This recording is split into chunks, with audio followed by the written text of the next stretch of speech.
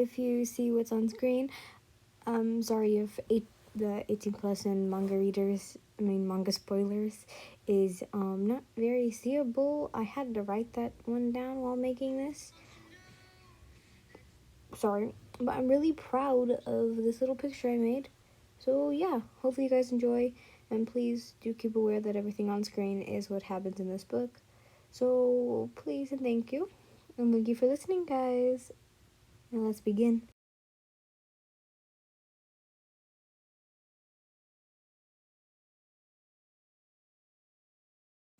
Entertainment District.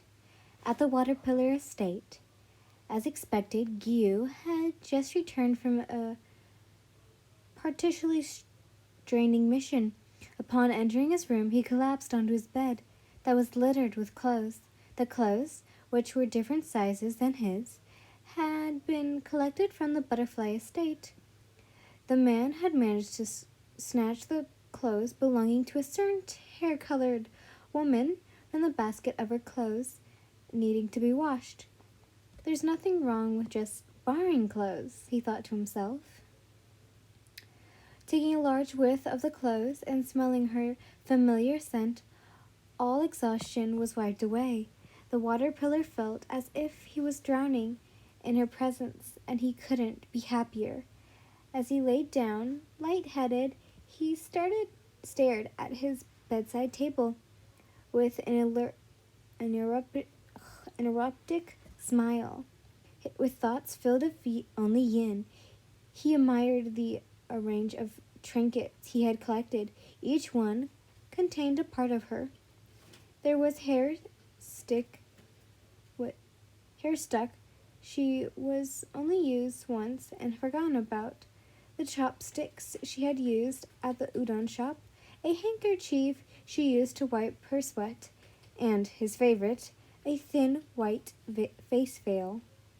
He found the face veil in her room, yet he had never seen her wearing it.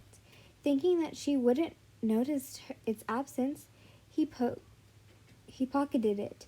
It ended up being his favorite souvenir of hers. Sometimes when he was feeling extremely stressed, he would press his lips against the cloth, imagining her face on the other side. Leaning over, he snatched the face veil from his bedside and brought it close to his face. He placed a light kiss on the fabric, cuddling with her pile of clothes and her veil clenched between his fingers. He slowly fell asleep. In the butterfly estate, as a bandaged hair-colored woman sat in a bed, a certain insect pillar using chopsticks to feed her. Yin had intimately refused to accept Shinobu's help, as her own hands were working just fine. However, the phoenix pillar couldn't resist when the insect pillar insisted. As Shinobu stared at the woman in bed, she was excited and joyful, seeing how vibrant, and I can't read. Dependent on the woman looked. The insect pillar could feel her heart race. She felt like this was how things should always be. Yin, despite completely on her, unable to run, her purple eyes were comforting smile masked her sinister thoughts. Now it's time to take your medicine now. Say ah. Shinobu brought a bowl in front of the hair-colored girl with an eyes-closed smile. Yin sighed, throwing a hand up to rub her temples. With her mask off, her face was open for the insect pillar to admire. Sighing, Yin opened her mouth and let the woman spoon-feed the medicine to her. Watching the spoon disappear into the hair-colored girl's mouth, Shinobu's smile widened. At the thought of no longer taking care of the phoenix pillar, Shinobu was feeling a bit disappointed. It was a shame that Yin was healing too fast. She considered mixing a bit of poison in her medicine. At least then the hair-colored girl would depend on her for a bit longer. Shinobu-san, you really don't need to do this. It's been weeks since the fight. I'm almost fully healed.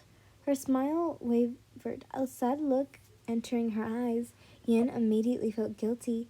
She glanced away, avoiding Shinobu's insane stare. I'll be leaving for a mission soon. Just let me help you for now, Shinobu insisted. After finishing her bowl of medicine, the woman retreated the mask on her face. These past few weeks, she had fully listened when the insect pillar insisted on doing something for her. This time, Yen felt the need to stand her ground. I've already started training, she started. Training? Shinobu began to panic on the inside. She couldn't lose anyone else. The woman had nearly fainted from worry when Yin first arrived at the estate after fighting against Akaza. The thought of her returning to the battlefield had made her blood run cold. I'm so thankful for your help, but I'm all right now. I don't need you anymore, is all the insect pillar heard. Overcome with desperation, her hands reached out to the woman's bed. Before her pale hands could land on her target, Chanjiro had burst in. Upon entering, his extraordinary eyes met the insect pillars as if he was asking, "What were you about to do?" The two had a small stare-off before they were interrupted by the loud voice of a stern, shirtless slayer. Not far behind Tanjiro was Inosuke.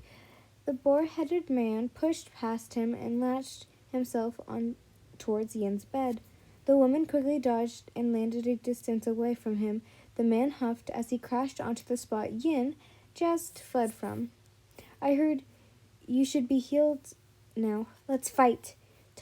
Yin frowned under her mask. Unfortunately, I can't. I'll be training with Mitsuri-san, and then I'll schedule to meet with Okita-sama in the evening. Hearing this, the other three felt envy soaring through them. Just imagining the closeness of the love pillar and the phoenix pillar made their hearts clench in distress. What? You can only fight me, or are you trying to fight with someone else? Tanjiro only felt his mood soar, but stopped his comrade from getting too worked up. Inosuke, remember what we came here for, he reminded. He then turned to Yin. We actually have a mission with Uzui-san, so we won't be able to visit you for a while. Oh, I understand. Then I wish you luck on your mission. Yin cut the conversation short, wanting to abandon the chaotic mess and quickly as possible. Yin wished the three of them goodbye before leaving to meet up with Mitsuri. As she closed the door, she didn't notice the thick tension clouding the room as she left. After departing from the butterfly estate, she made her way to meet Mitsuri, who was waiting for her excitedly.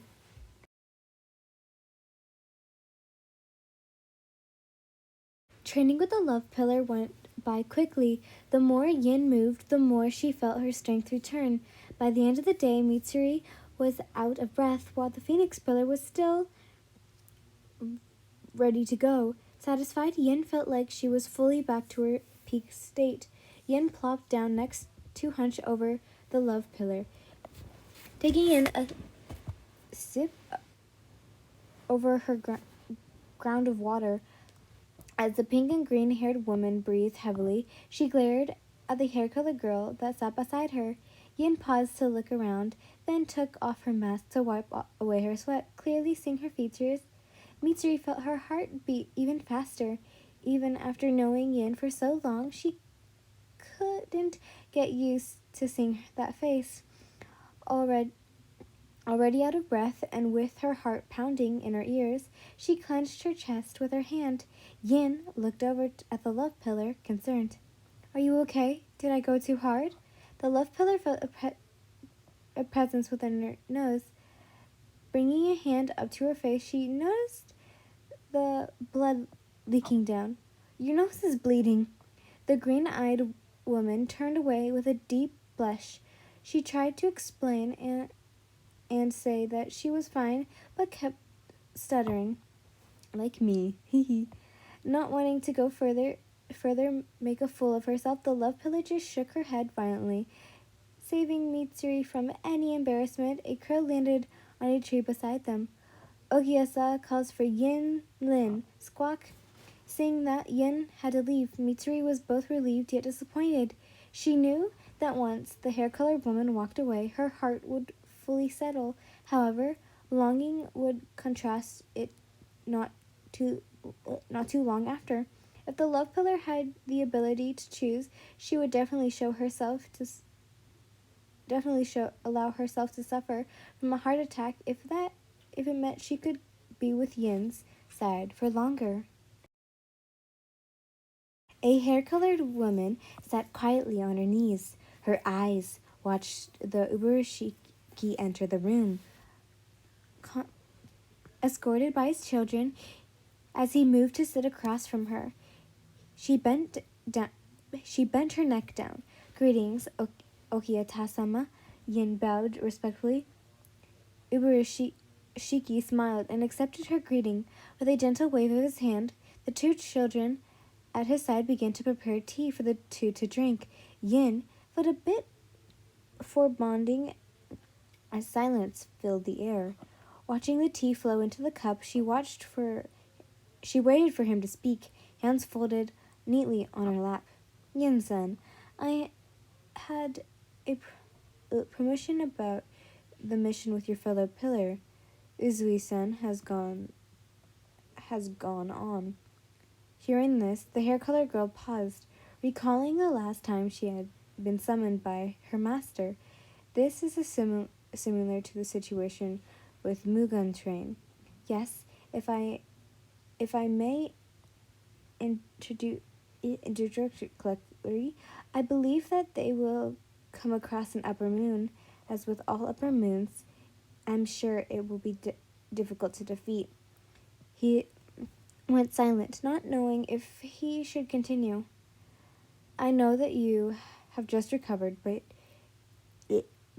if your presence is there, I am sure there will be little to no casualties.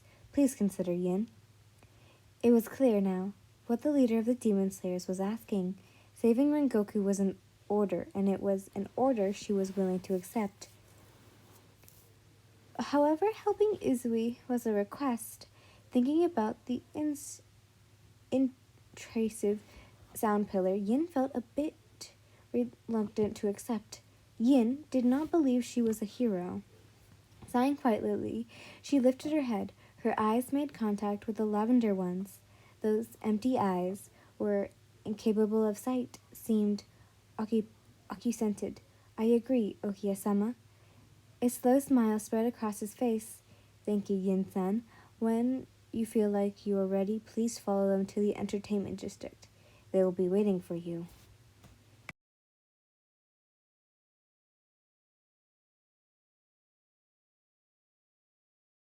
A Taisho era secret. Even if the curse was meant to be for boys, it seems that its mutation has made it where girls will fall in love.